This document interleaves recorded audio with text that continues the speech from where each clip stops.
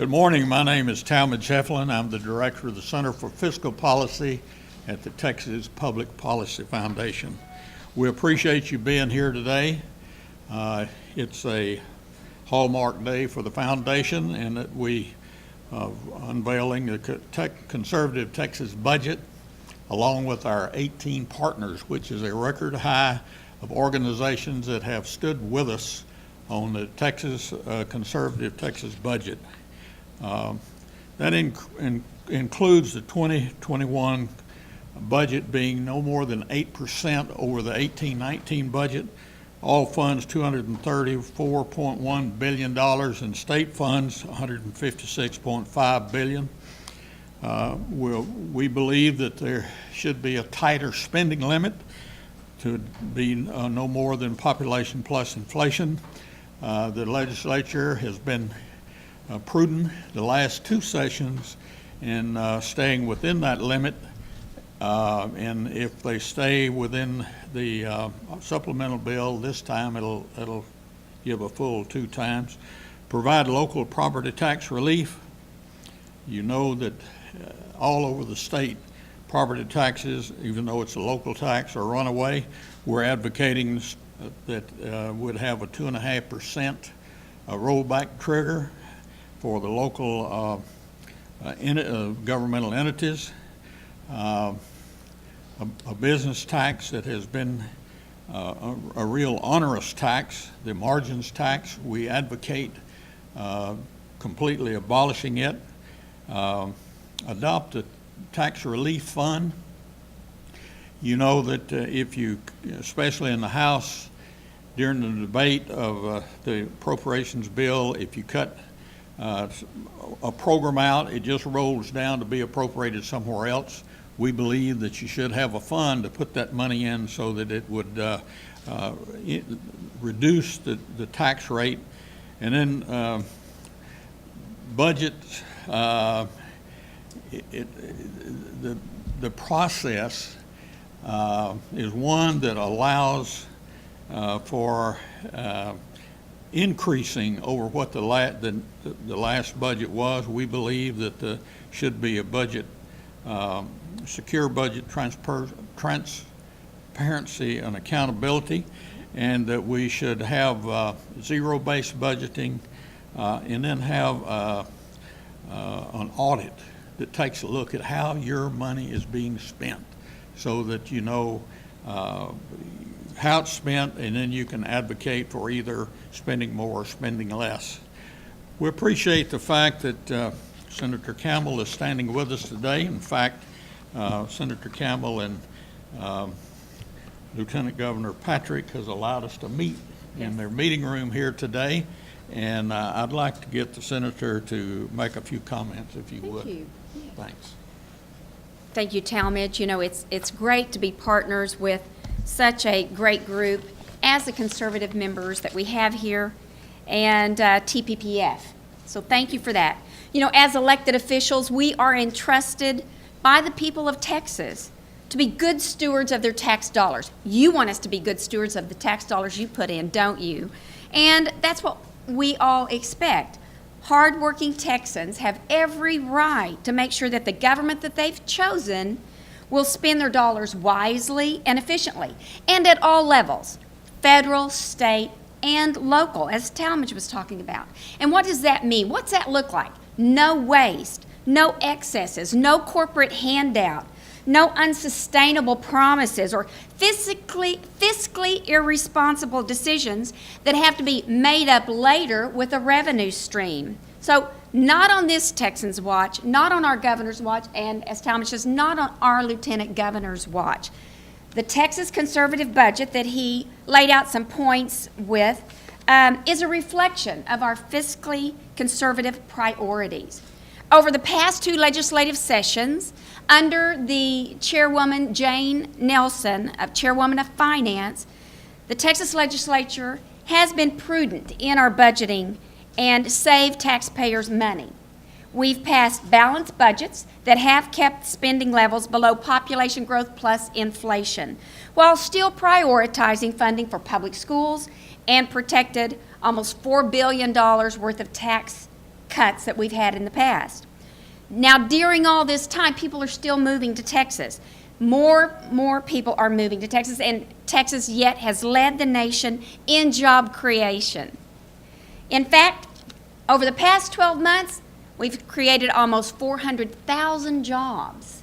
That's great for Texas, but we as elected officials have an accountability to be prudent with their spending. There's no reason why we can't do it again in 2019. There's no reason why our local school district trustees and elected city officials can't follow a similar conservative model by accepting fiscally responsible guidelines that decrease the burden of property taxes. I think we'd all like to see that, wouldn't we? The Texas economic model is working, and the economic model will continue to work as long as we keep our promises to the taxpayers. Passing key components of the Texas conservative budget in this next legislative session will guarantee fiscally responsible government for years to come.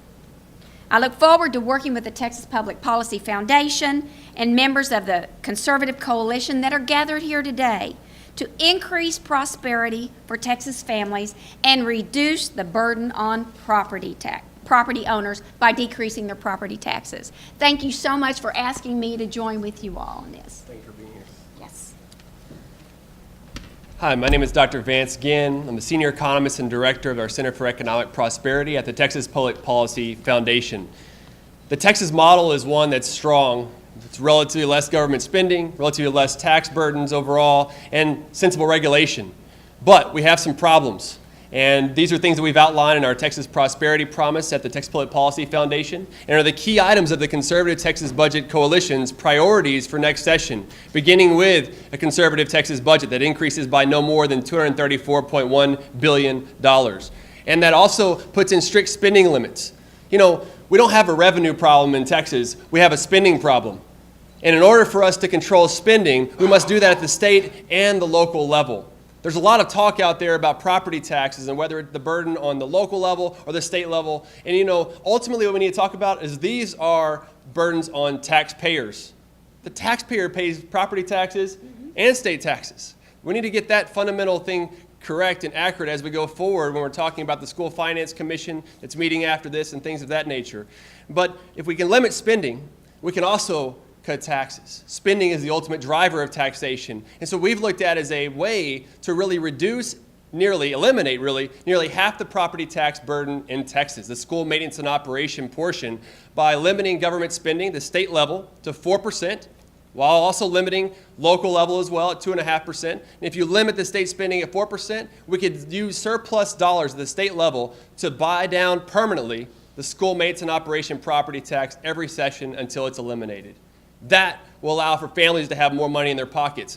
Families of four are currently paying $8,000 a year on average just for property taxes alone. That means less money they have available to put fuel in their van, to put food on their table, and the things that they can use to satisfy their desires overall.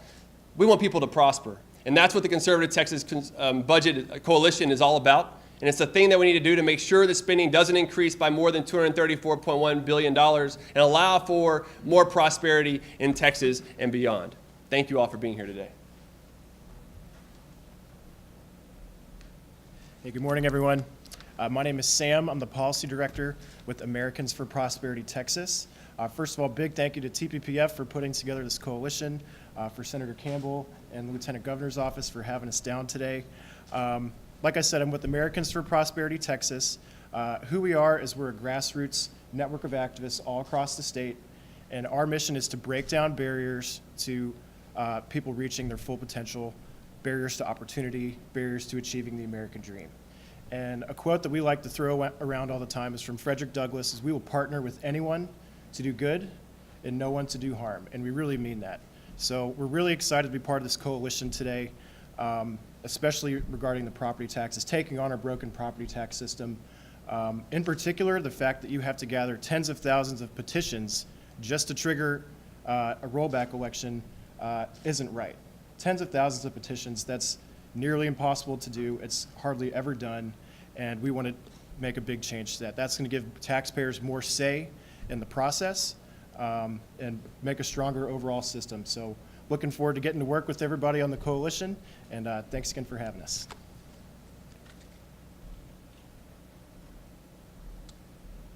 Good morning. I'm Doug McCullough from the Lone Star Policy Institute. In Texas, we like to think that we're the best at everything. But when it comes to tax, the Tax Foundation has actually said that we're the 13th most competitive state in the country. They've also said that if we were to eliminate the margins tax, that we'd immediately move up to the third-ranked most competitive state in the country. The Tax Foundation has said that a gross receipts tax is more harmful, more onerous than a traditional corporate income tax. We've all heard about economic development efforts in the case of Amazon, where cities and states are trying to woo Amazon to come to a new site. In our opinion, the best economic development plan is just to simply eliminate the margins tax so that companies big and small would find Texas more attractive.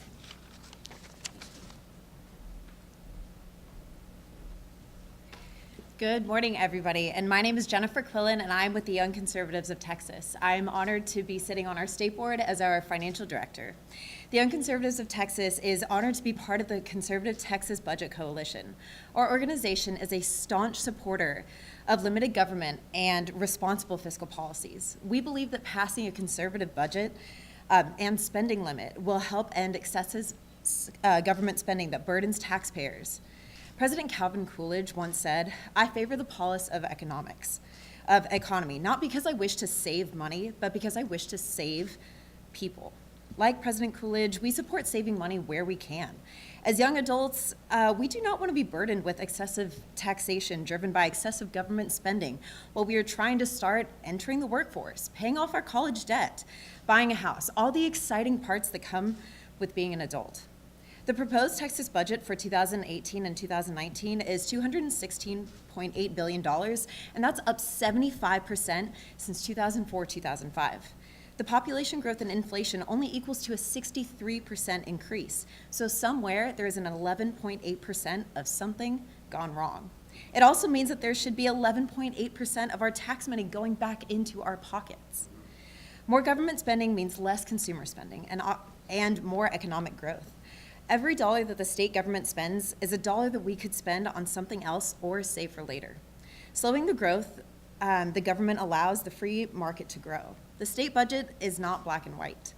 We hope that the Texas legislature will always be fiscally conservative, but put in reasonable spending restrictions in place so future generations do not have to pay the price of excessive government spending. Thank you.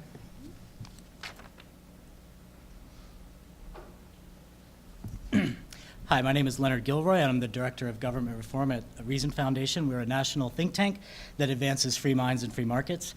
Reason Foundation is honored to be part of such an important coalition that's dedicated to promoting free markets and fiscal stewardship in the Lone Star State.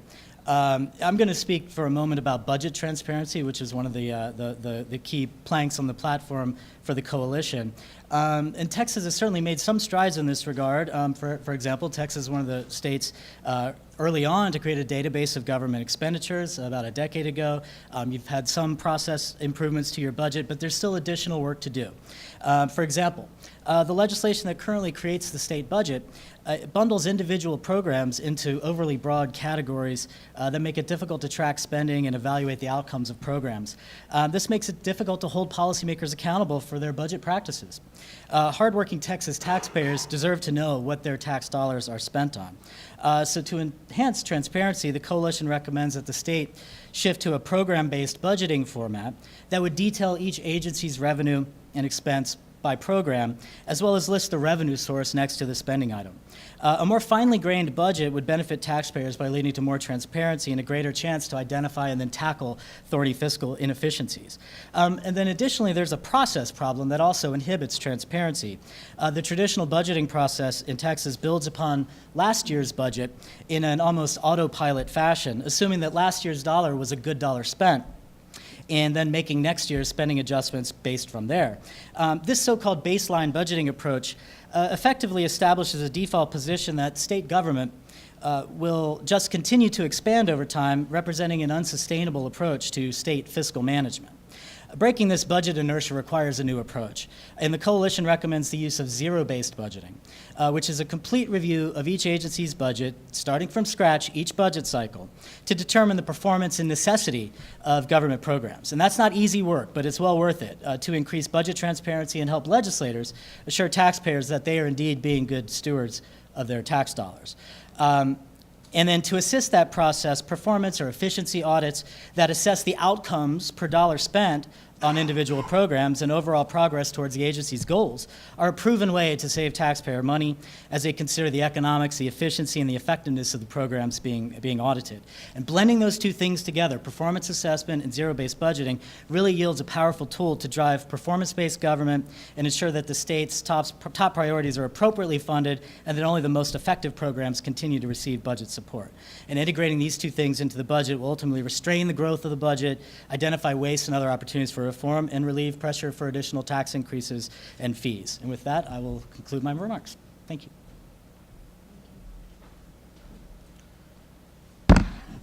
Good morning. Gil Robinson with the Our America Initiative Foundation.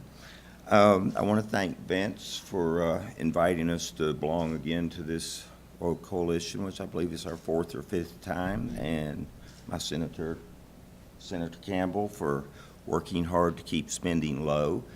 Our America Foundation is a libertarian grassroots group. I want to thank Lynn also. I became a libertarian years ago reading Reason magazine, and I'm impressed to see the growth that his organization has made over the years. I want to emphasize 2 things: $8,000 per person or per family in the state of Texas. That's a lot of money. Taxes are involuntary. And we also heard a quote from Frederick Douglass earlier. He argued against slavery because it was involuntary. A man should own the right of his own labor, and that means what he earns. So I hope that we will be successful in keeping the line in spending, because Texas will continue to be a successful state as long as we are careful with the involuntary money that we take from our taxpayers. Thank you.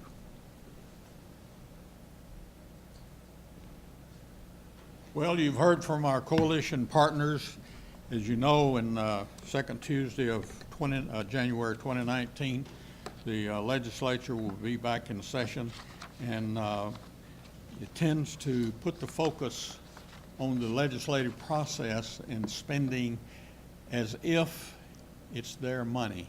But the message we want to bring with you today is the fact that it's the taxpayers' money, and that's where the focus should be, on the taxpayer. And their ability to pay should not be exceeded by the excessive spending of the legislature. We appreciate Senator Campbell standing with us in a strong way to keep that from happening. And now it's your turn. We'll open it up for question and answers from any of the coalition members. I think you might have hit on this earlier, that there was an education budget meeting happening at 10. I know I'm going to run over there in a minute. I wanted to ask you what are plans as far as budget goes for public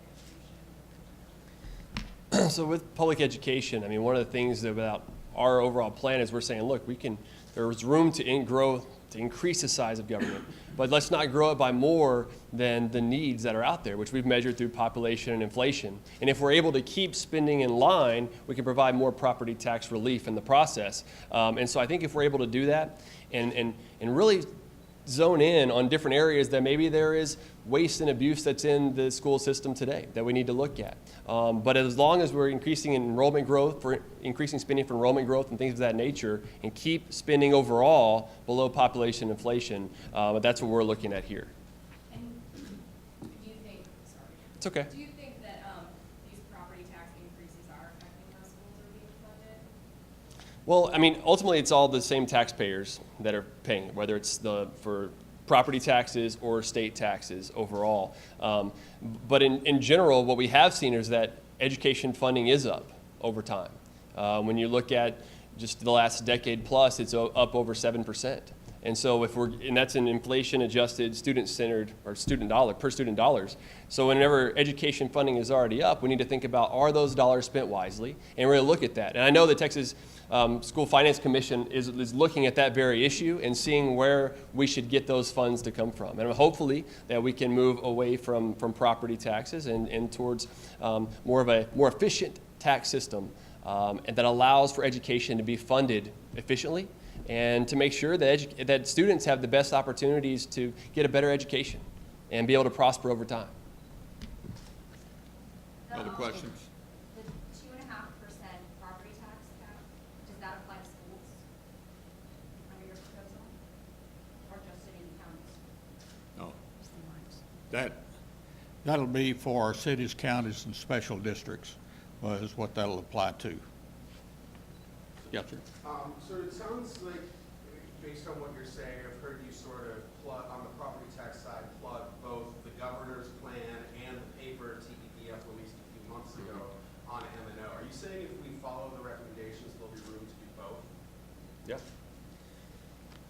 Yes. So under the governor's plan, there's a 2.5% automatic rollback, which triggers an election so voters can have a louder voice in the process for property tax increases, right? And so along with that, what we're saying is let's also limit state spending to 4%, and then you can use those surplus dollars that are available at the state to then buy down permanently property taxes over time. So it's really putting both of those together, limiting local spending and limiting state spending so we can actually have real property tax relief. When you say over time, I guess kind of clarify the timeline for that. Because I think it's an ongoing conversation. Yeah. And they want to see, I think for a lot of people, it's just an ongoing conversation. We want to see results. Yes. Get involved. Yep. So I think that's what this property tax plan we have is allowing for real results that can happen this next session. If we just limit spending, you can use state surplus dollars to buy down permanently property taxes each session. If you look at the past decade's worth of average general revenue growth, it's 10% for each 2-year budget period. So that gap, 10% minus 4% is 6%. If you use that each session, we could buy down permanently the property taxes for school maintenance and operations only, right, within 11 years. You could eliminate half the property tax in about 11 years. Now, if the legislature spends a little bit more, well, that's going to take a little longer. If the revenue doesn't grow as fast, well, that's going to take a little bit longer. But at least we have something that's going to provide instant relief, if you will, by really reducing the bottom line, the tax liability that people are paying today. It's great to slow the growth rate over time, which is what the governor's plan does and others that are out there, and that's a good step in the right direction. But look, property taxpayers want real relief that's going to reduce the liability that they're paying today. So that way they're not forced out of their homes, that they're not having to choose whether to pay property taxes or put food on the table. These aren't the choices that should be made. They should be able to have the opportunity to live where they want to live and be able to prosper in the process.